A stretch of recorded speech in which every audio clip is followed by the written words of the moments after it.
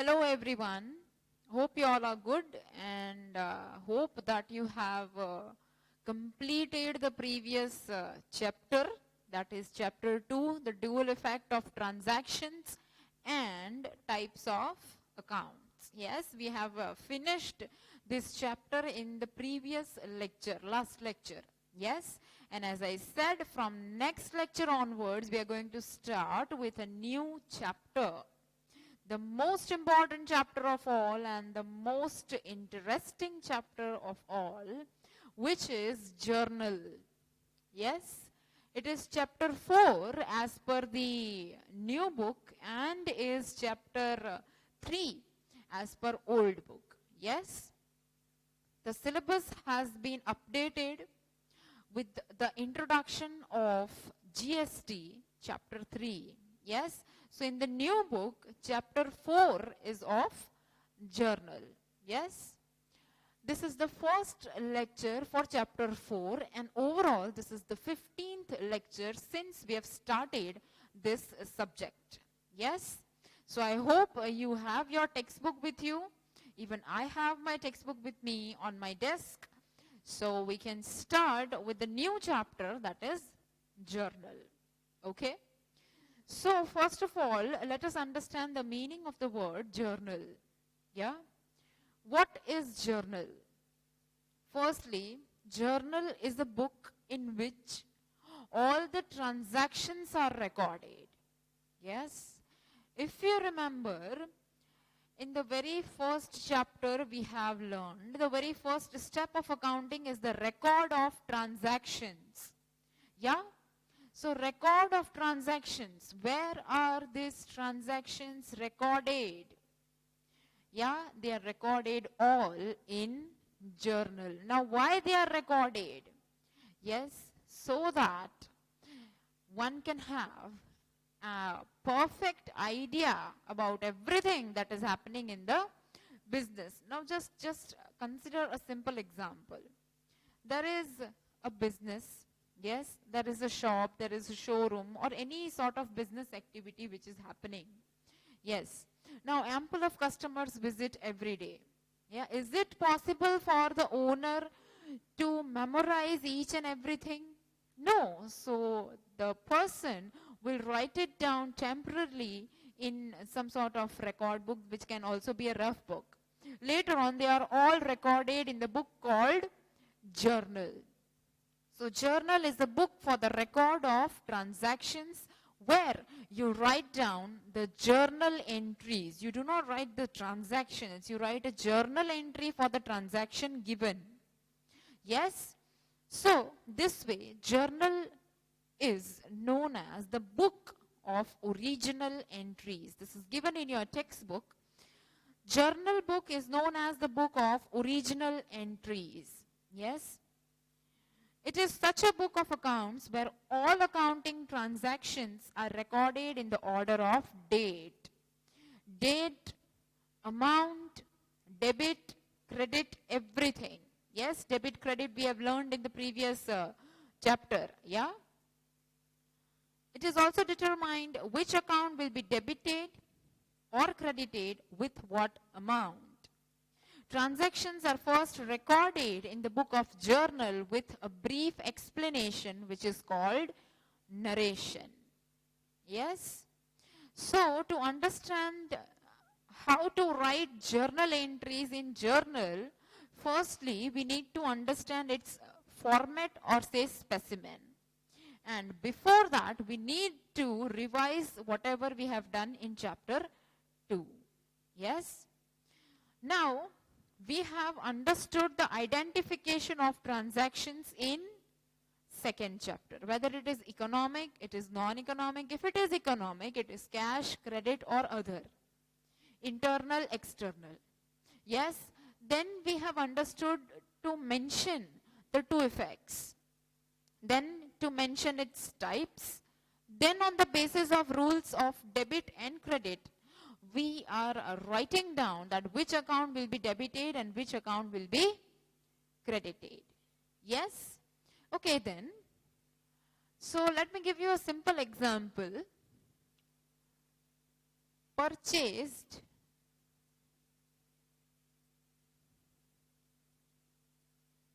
goods of rupees 10,000 on cash. This is a transaction. This transaction is to be recorded in journal. That means you have to write down a journal entry for record of this transaction. Yes? So firstly, this is an economic transaction. Further, this is a cash transaction because the word cash is mentioned in this. Yes? So, whenever the transaction is cash transaction, the word cash is mentioned.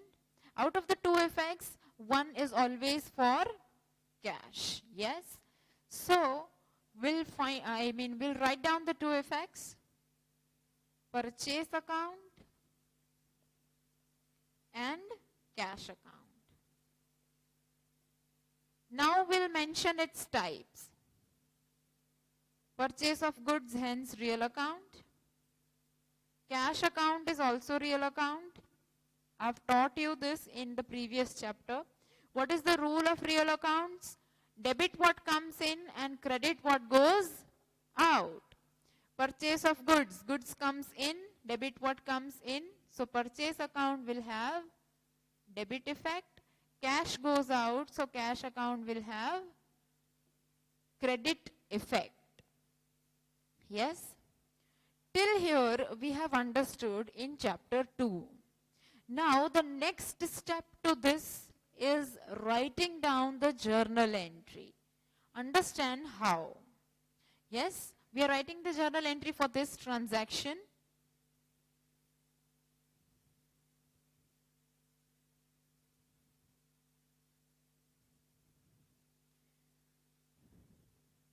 The journal entry is to be written this way. Purchase account debit to cash account. This is how you write a journal entry. This is here, you will leave some space, and here. Debit how much? 10,000. You have purchased goods of rupees 10,000 and you have given cash of rupees 10,000. Yes?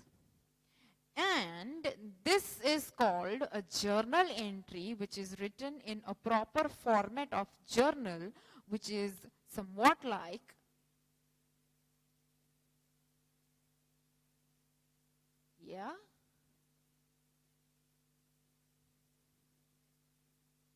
Okay.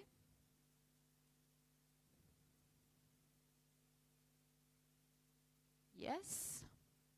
So this is the column of date. This is the column of particulars. This is the column of ledger folio number LF. This is debit rupees. This is credit rupees, amount. Okay. So this is the journal entry, and below that, the brief explanation that we were talking about, which is called narration. It is written below the journal entry, being goods of rupees 10,000 purchased on cash. This is called a brief explanation, and in accounting it is said to be narration. Yes, it always starts with the word being. Narration always begins with the word being, and rest of the thing is from the transaction, the question itself. Yes, so you just have to present whatever you have learned in chapter 2 in the form of a journal entry. Yes, you just have to prepare a format. You have to write down the two effects in this manner, And you have to add a brief explanation which is said to be narration and which always starts with a word being. Alright? So we had an introduction about this chapter, that what is actually journal, how to write down a journal entry. This we have understood on the basis of chapter 2. Actually everything that we have learned in chapter 2, it is completely applied here. This is the specimen of journal, yes, which we'll also understand when we'll begin solving the practical sums. This was just an overview, you can say. This is the example I have considered to explain the format and journal entry. So this is how the transactions are recorded in the books of accounts in journal. Yes, and this is called as journal entry. All right? Okay. So let us begin quickly with illustration 1 of this chapter. Yes, I will also explain the specimen of this journal in the sum itself. So please, in your textbook, illustration 1, we are going to start.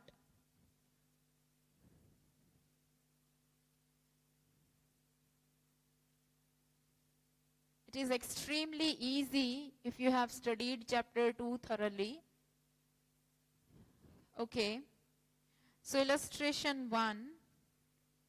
Before that, the specimen of journal is also given in your textbook with proper explanation. You may please read the same once you are done watching this lecture. Okay, illustration 1, it says, I repeat, chapter 4, journal, illustration 1. Okay? Record the following transactions in the journal books of Priya. Who is Priya? Priya is the owner. We are supposed to record the given transactions. There are 5 transactions overall. 2014, March 1. The first transaction is on this date. So please turn the page, you will see it is written Journal Book of Priya. If the name of the owner was Meera, you are supposed to write it down as Journal Book of Meera. Right? So in short, you are supposed to write down the name of the owner. Yes, in the format of journal, once you start writing journal. So here the owner is Priya. So we will write it down as Journal Book of Priya. Okay, so this is the heading.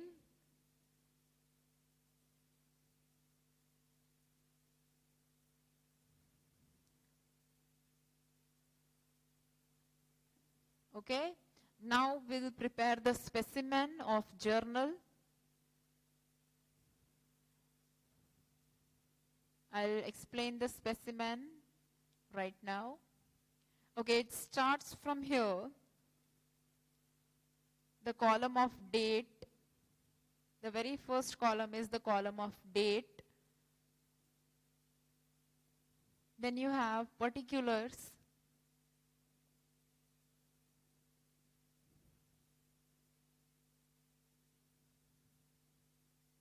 Then ledger folio. Then it is debit. And finally, credit. This is the specimen of journal. Here in this column, the very first column, you are going to write down the date if it is given, and if not, then the number of transaction. Here you will be writing the journal entry with narration. This is the column of ledger folio, LF. You are not going to write anything in this column for now. I'll explain this later in the chapter of ledger. Here you will be writing the amount of debit, and here for credit. Always remember the amount debited is equal to amount credited and vice versa. Okay? Fine. Then starting with the first transaction, it is on 2014 March 1. So this is how you'll mention the date. It is 2014 March 1.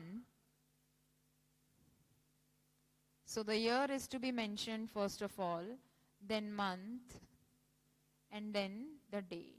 This is how you write down. Okay? The first transaction, goods of rupees 5,000 is purchased on cash. Think about the two effects. What have you purchased? You have purchased goods. Yes? And what have you given? Cash. Just because this is the cash transaction, out of the two effects, one is always going to be for cash. Yes? And what have you purchased? You have purchased goods. Who are you? You are Priya. You are the owner. You have purchased goods for cash. What are the two effects for this? Purchase account and cash account. Purchase real account, cash real account. What is the rule for real account?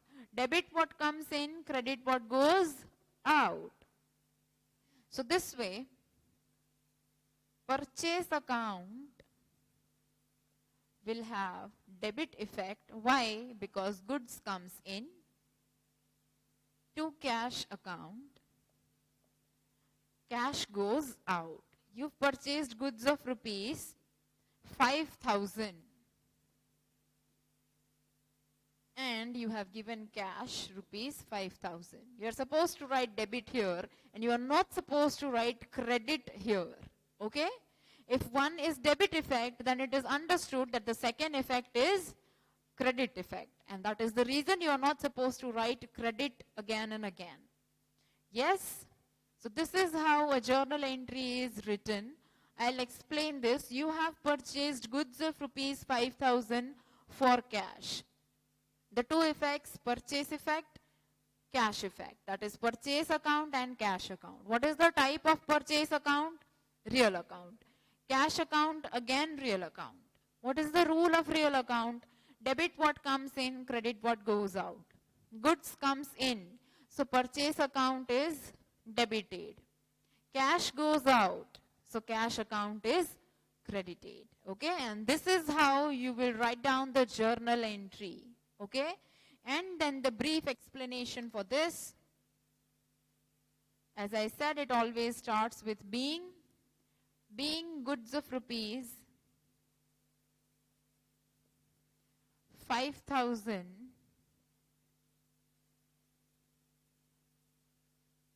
purchased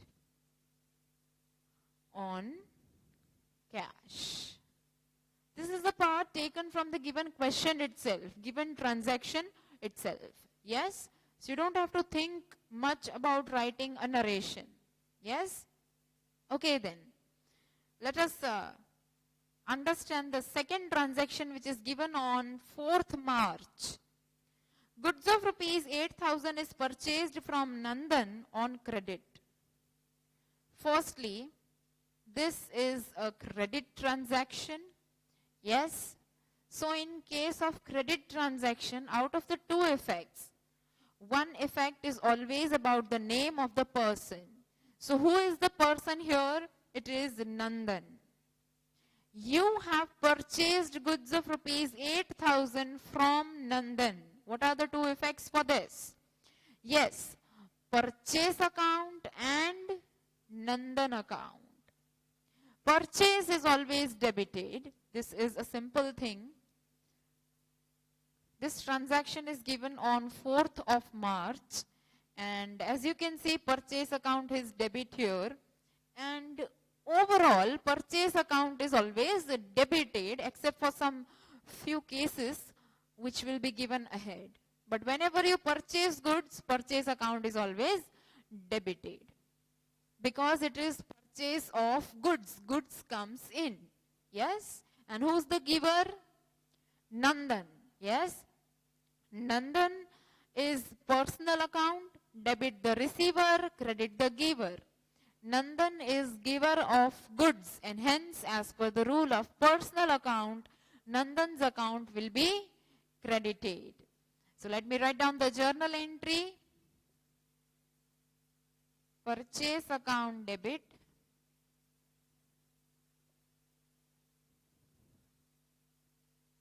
How much? 8,000. And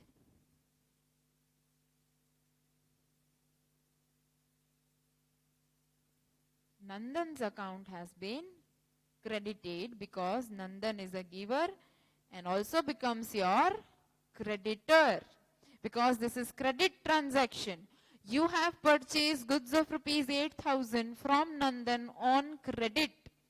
So this way Nandan is your creditor and Nandan is also giver. Creditors are always having credit effect, and Nandan personal account, Nandan is giver, and hence Nandan's account has been credited. Yes, so narration for this: being goods of rupees 8,000 purchased from Nandan,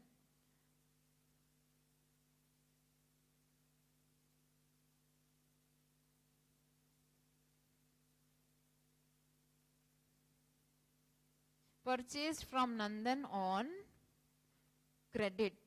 Yes, if you have observed, narration is written from the given question or given transaction itself. It is nothing new. Yes. So next, goods of rupees 4,000 is sold to Jigna. Okay. So goods have been sold to Jigna.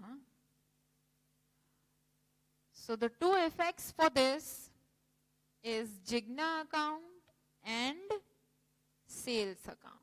Yes, this is also a credit transaction, and in credit transaction, out of the two effects, one effect is always about the name of the person. Yes. So Jigna is a person to whom goods have been sold on credit. Yes. So Jigna account and sales account are the two effects. Jigna, personal account, debit the receiver, credit the giver. Jigna is the receiver of goods. Jigna will pay me later and Jigna is my debtor. Debtors are always debited. The transaction is on date 7. So, let us record the transaction. Jigna will be debited to sales account. What did you sell? You've sold goods. Yes, you have sold goods to Jigna on credit. Sales account, real account, credit what goes out. Yes, goods worth rupees 4,000.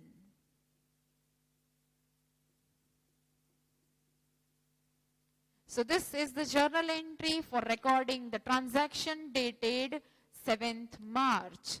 Then the narration. Being goods of rupees 4,000 sold to Jigna on credit. All right. So this is how you record the transactions. Yes. If you remember, everything that we have learned in chapter 2 is just written simply here in the form of a journal entry. We are not learning anything new. We are just presenting it in the form of a journal entry. That's the only difference between chapter 2 and chapter 3, or say 4 as per the new textbook. Right? So, which is the next transaction? It is on 12th of March, and they say commission received rupees 200. The two effects for this. Before that, this is a cash transaction. So out of the two effects, one is definitely of cash. The only thing to be decided now is that whether cash is to be debited or is to be credited. Second effect for this is obviously of commission. What is received? Commission is received. In what form? In the form of cash. Yes. So cash account, real account, debit what comes in. With this, cash account will be debited. So on 12th of March, cash account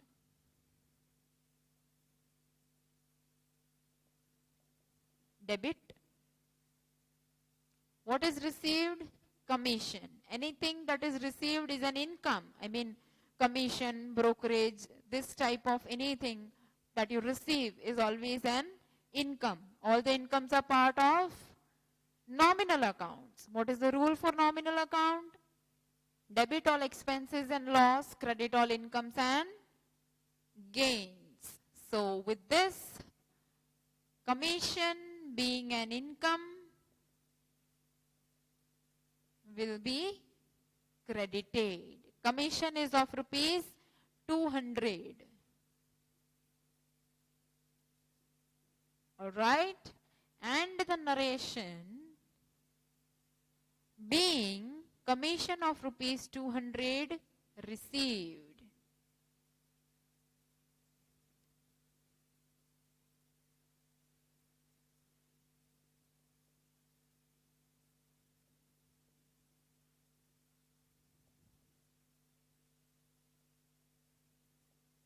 Okay, so if you have recorded the transaction dated on March 12, all right, okay then, the last transaction for this illustration on 15th of March, it says wages expense paid rupees 150. This is a cash transaction. So out of the two effects, one is definitely going to be for cash. So what about the second effect? What is paid? Wages have been paid. And it is clearly written there that wages expense is paid. That means wages is an expense. And once it is paid, it is always an expense. And as per the rule of nominal account, all the expenses are to be debited. And with this, wages account will have a debit effect. Yes? So, 15th of March, wages account debit.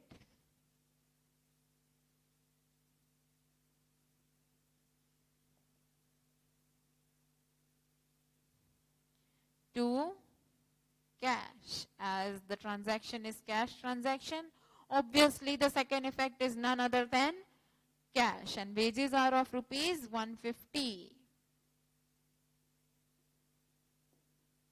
Wages, nominal account, expense, debit all expenses. Cash, real account, debit what comes in, credit what goes out. Yes? So with this, cash account has been credited.